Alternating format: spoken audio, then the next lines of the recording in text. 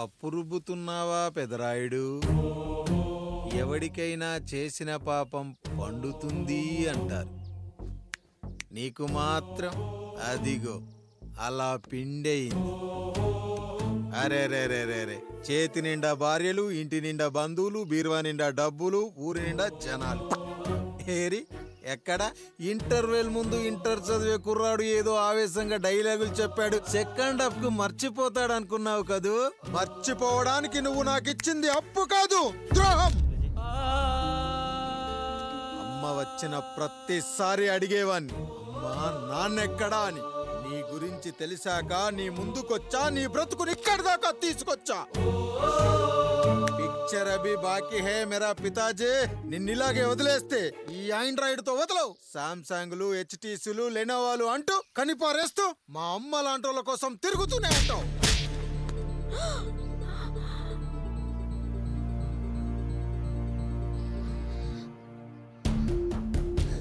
అమ్మా అమ్మా, ఛీ, నన్నలా పిలవకురా. ఎవరిని పట్టుకొని ఎన్ని మాటలు అంటున్నావురా? రాయికి వరమిచ్చిన రాముడు దేవుడైతే, ద్రౌపదికి చీరిచ్చిన కృష్ణుడు దేవుడైతే, నాకు బిడ్డనిచ్చిన ఆయన కూడా దేవుడేరా. ఏంటి ఇలానే వదిలేస్తే బిడ్డల్ని కంటూ వెళ్తాడా? అసలు ఆయన కంటూ సొంతంగా ఒక్క బిడ్డ కూడా లేడురా.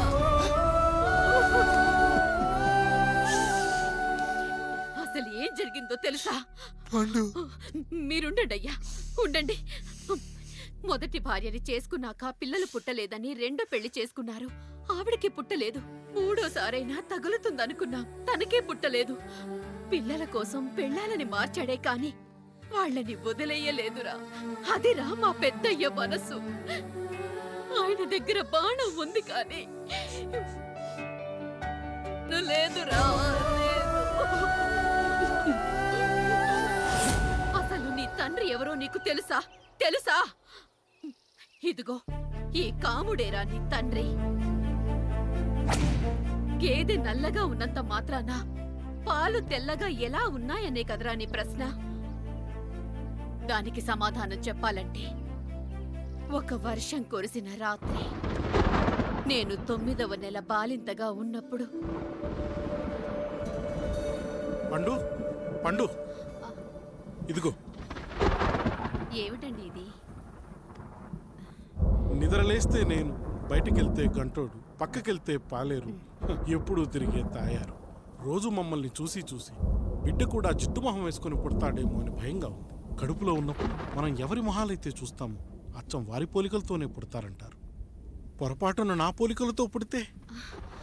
అదేంటి కాముడు, నీకేం తక్కువ?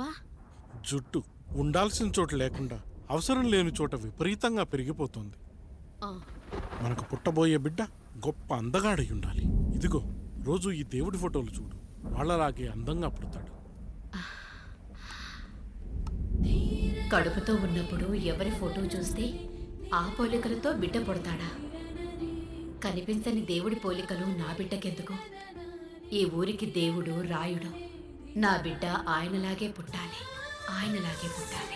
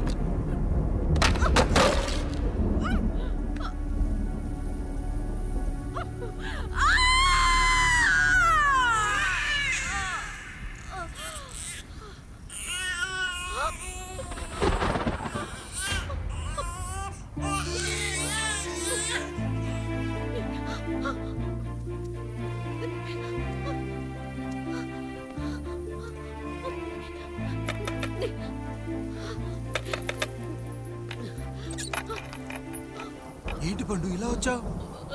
అయ్యా, తప్పు జరిగిపోయింది పెద్దయ్య. ఏం జరిగింది? అసలే నువ్వు ఒట్టి మనిషి కూడా కాదు. ఒక్కసారి ఇటు చూడండి అయ్యా.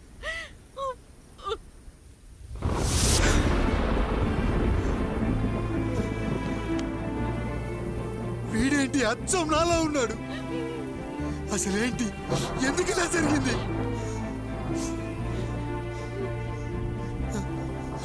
నువ్వు ఎప్పుడైనా చీకట్లో పంపు సైడ్ దగ్గరికి వచ్చావా? మరి అమలాపురంలో శివాలయం దగ్గర రత్నాలు నీకేమైనా అమ్మవుతుందా? పిఠాపురంలో పద్మం, రామాపురంలో లక్ష్మి, కాకినాడలో సుజాత. అయ్యో దేవుడా, అసలు ఇదంతా ఎలా జరిగింది పండు? అయ్యా, ఇదంతా కాముడి వల్లే అయ్యా, కాముడి వల్లే. కాముడా? కాముడు కుటుంబానికి నాకు ఏం గుర్తు రావట్లేదే. ఎన్నని గుర్తు పెట్టుకోగలను నేను మాత్రం? అయ్యా, అది కాదయ్యా.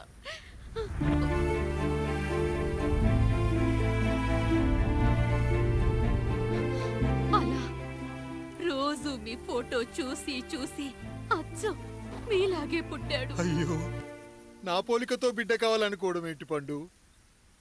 నువ్విలా చేయడం ఏంటి పండు? పోలికల కోసం ఫోటోలు ఎందుకు చూసావు పండు? అందుకే కదయ్యా ముందు ఆ డైలాగ్ చెప్పాను, తప్పు జరిగిందని.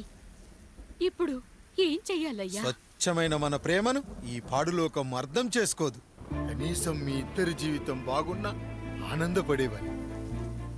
వీణ్ణి ఇక్కడ ఉంచొద్దు పండు, బయటికి పంపించు. బయటికి పంపించి బాగా చదివించు, గొప్పవాణ్ణి చెయ్యి. వీడికి అయ్యే ఖర్చంతా నేనే భరిస్తా. అవసరమైతే ఆ డబ్బు కాముడి జీతంలో కట్ చేద్దాం. అయ్యా, వెళ్లే ముందు వీడికొక పేరు పెట్టండి అయ్యా. వీడు ఇంకో రాయుడు, అంటే ఇంగ్లీష్లో అండ్ రాయుడు, అండ్ రాయుడు.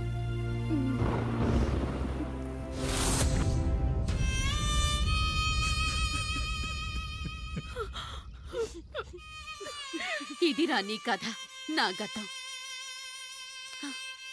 నిన్ను చదివించడం కోసం ఆయన మీ నాన్న జీతంలోంచి నెలకి 3,000, 4,000 కోసేసిచ్చేవారు. అప్పుడు ఆయన పడిన బాధ పగవాడు కూడా పడకూడదు. చూసావారా, దేవుడు లాంటి పెద్దయ్యని అనవసరంగా అనుమానించు ఎంత పెద్ద తప్పు చేశావో అర్థమైందా? ఒకడు నిమ్మకాయ పెట్టి పసుపు వేసి ఉప్పు కలిపి పులిహోర చేయొచ్చు, కానీ ఆ పులిహోర ఎప్పటికీ దేవుడి ప్రసాదం. నువ్వు ఆ దేవుడి ప్రసాదాన్ని, ఇక ఆయనే మీ నాన్న. చూసావా అమ్మా, ఈ రోజు నుంచి నాకు 3 అమ్మలు, 2 నాన్నలు. నీకు మాత్రం ఒక్కడే భర్త, నాన్నకు మాత్రం ఒక్కటే భార్య. మా నాయనే. అయ్యా, బిడ్డను ఒక్కసారి ఎత్తుకొని తిప్పండి అయ్యా. బాబు, నాన్నా,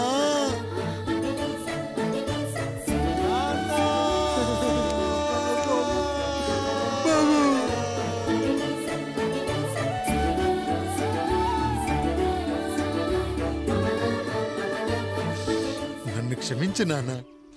ఇప్పటికైనా నిజం అర్థం చేసుకున్నావు. అది నాకు చాలురా, చాలు.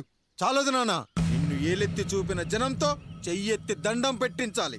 అన్నయ్య కంటే ఆస్తి ముఖ్యమనుకున్న మన కుటుంబానికి గుణపాఠం నేర్పించాలి. ఇక నాకు వదిలే నాన్న, నేను చూసుకుంటా.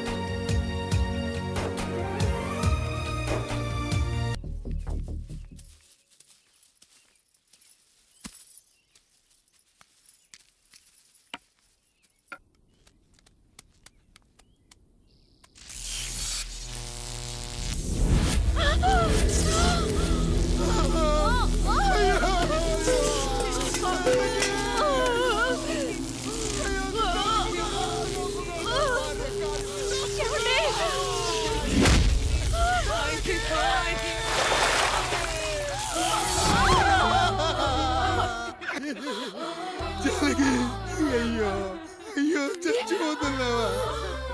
ఎందుకు ఇలా జరుగుతుందండి? నీ మనసులో మాట నాకు తెలియదా? నేను చచ్చిపోతున్నాను, మీరు ఇంకో పెళ్లి చేసుకోండి అని అంటావు కదా. అది కాదండి. అయ్యో మరి ఏంటి జానకి? హాస్పిటల్కి తీసుకెళ్ళండి. హాస్పిటల్.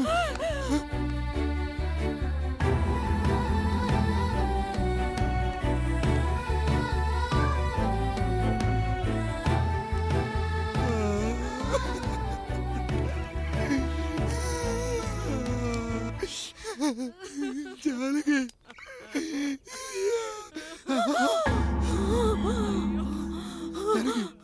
ఏమండి? నేను వెళ్ళిపోతున్నాను. నా కోసం చివరిగా ఒక పాట పాడండి.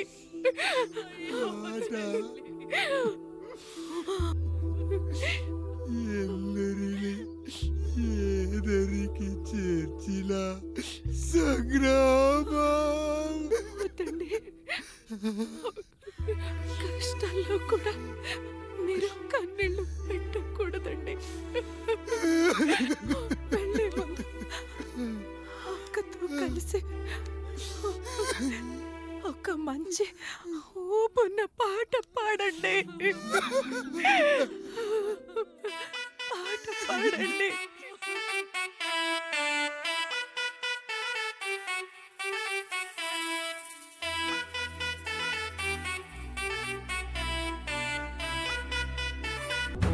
అయ్యా అయ్యా రండయ్యా, పెద్దరాయుడు గారు చనిపోతున్నారయ్యా, రండయ్యా, మీరన్న వచ్చి ఆపండి అయ్యా. అయ్యా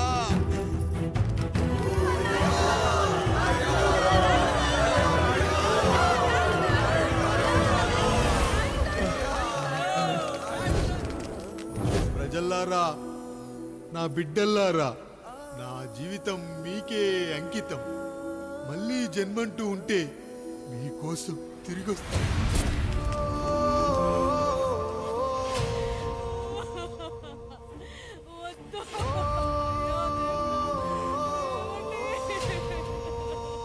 వద్దయ్యా, వద్దు, వద్దయ్యా, వద్దయ్యా.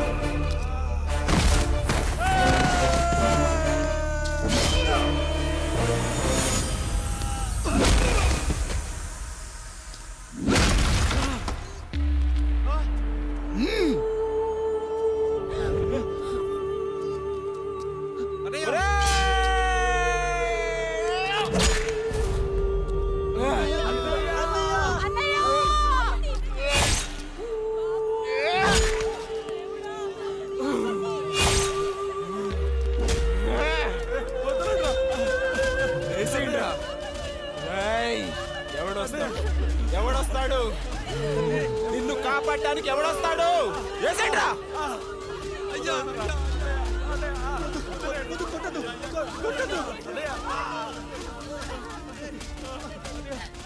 నీకు కష్టం వస్తే ఒక్కసారి నాన్న అని పిలవరా, ఆ సమాధిలోంచైనా లేచొస్తా.